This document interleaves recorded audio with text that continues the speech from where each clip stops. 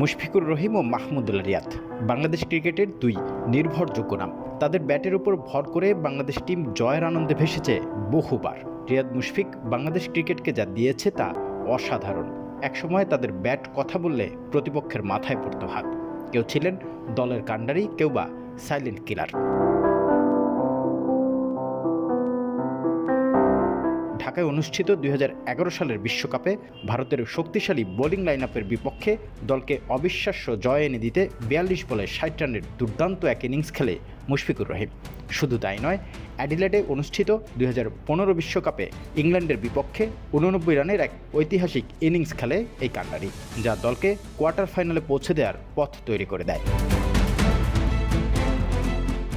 এখানেই শেষ নয়। 2017 সালের চ্যাম্পিয়ন্স ট্রফিতে নিউজিল্যান্ডের বিপক্ষে কার্ডিফের ম্যাচে 33 রানে 4 উইকেট হারিয়ে চরম বিপর্যয়ে পড়ে বাংলাদেশ দল।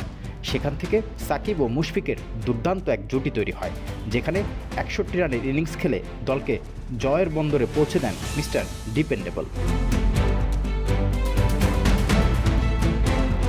বাংলাদেশের প্রথম বিশ্বকাপ সেঞ্চুরিয়ান মাহমুদুল্লাহ রিয়াদ 2015 বিশ্বকাপে ইংল্যান্ডের বিপক্ষে 103 রানের ইনিংস খেলেন তিনি, যা বাংলাদেশের ক্রিকেট ইতিহাসের অন্যতম সেরা মুহূর্ত।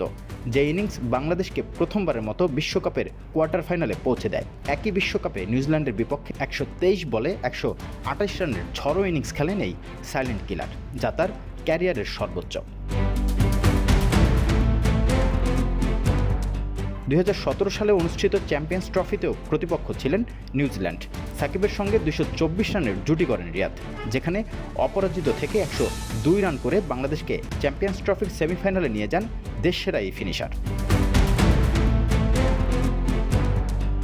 বিশ্বমঞ্চে মুশফিক ও মাহমুদুল্লাহর এই স্মরণীয় পারফরমেন্স বাংলাদেশ ক্রিকেট ইতিহাসে চিরস্মরণীয়। তাদের অভিজ্ঞতা, লড়াকু মানসিকতা ও দায়িত্বশীল পারফরমেন্স ক্রিকেট পরবর্তী প্রজন্মের জন্য এক অনুপ্রেরণা। কিন্তু সাম্প্রতিক সময়ের চিত্র কথা বলছে ভিন্ন। গেল কয়েক বছরে বড় কোনো ইনিংসের দেখাই পাননি তারা। বিশেষ করে মাহমুদুল্লাহর স্ট্রাইক রেট নিয়ে উঠেছে নানান প্রশ্ন। বিশ্লেষকরা বলছেন অভিজ্ঞতা গুরুত্বপূর্ণ, তবে ফর্মটাই সব। একদিকে অভিজ্ঞদের ফর্মহীনতা, অন্যদিকে তরুণদের দুর্দান্ত পারফরমেন্স। তাহলে কি দলের জায়গা ধরে রাখা কঠিন হয়ে পড়েছে তাদের জন্য? তবে কি তাদের শেষের ঘন্টা বাঁচতে শুরু করেছে, নাকি তারা আবারও ফিরে আসবে নিজেদের সেই চেনা রূপে? সময় দেবে সেই উত্তর।